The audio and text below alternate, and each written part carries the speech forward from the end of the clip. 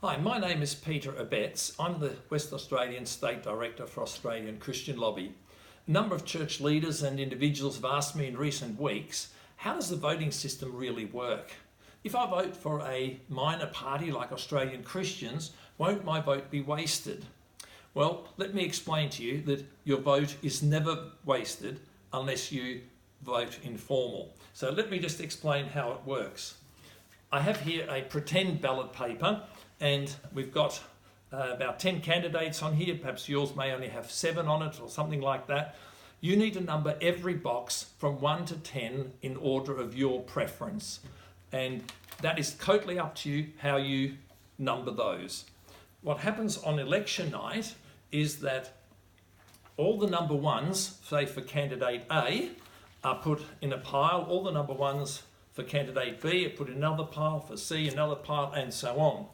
Now let's just suppose that you voted for candidate A, and candidate A is the one who has the lowest number of votes. So what happens with this counting is that the person who has the lowest number 1 votes, their ballot papers are picked up and their number 2 vote now becomes their number 1. So if a person put number 2 for B, then that goes onto that pile. If they put number 2 for C, it'll go onto that pile. If they put 2 for other candidate, it'll go onto that pile. And that process is continued. Who now has the lowest number of votes, their pile gets picked up and the next number down gets allocated and so on until there are only 2 left. And of course the one with the most votes is the one who wins the seat. So that's quite straightforward. Now you will find that political parties put out how to vote cards. People often talk about the preference deals that parties do.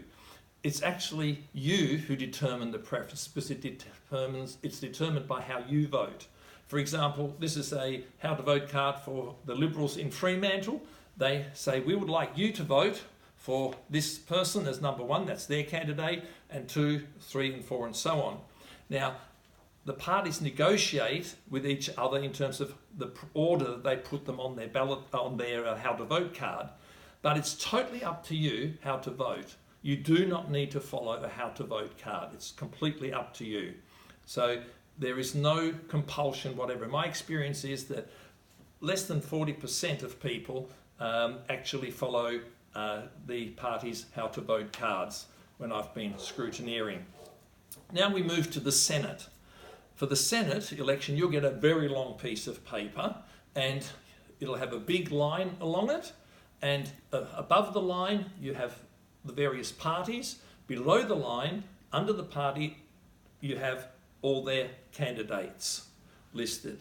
You can vote above the line by numbering at least 1 through to 6 of the party boxes. Number 1, your first preference, 2, your second preference, and so on. And below the line, you must number at least 12 candidates.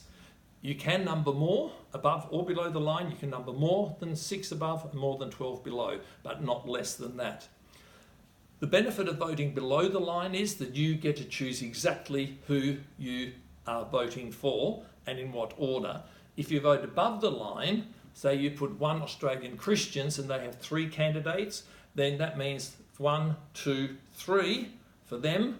Say you vote Australian Conservatives as number 2, then that would become 4, 5, 6. If you put Liberals next, then that would become 7, 8, 9, 10, and so on and so on.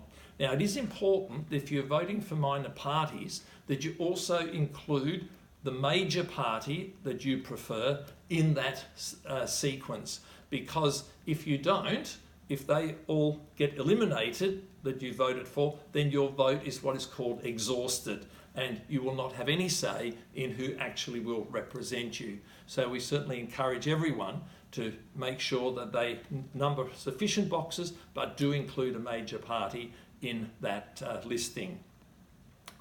Now that raises the question, of course, how do you determine which ones to vote for? Australian Christian Lobby, we've put out a values checklist, something like this. You can find that on the ACL website for Western Australia, and we indicate there, for example, the 4th line here, people who oppose or parties that oppose the radical gay sex and gender programs in schools.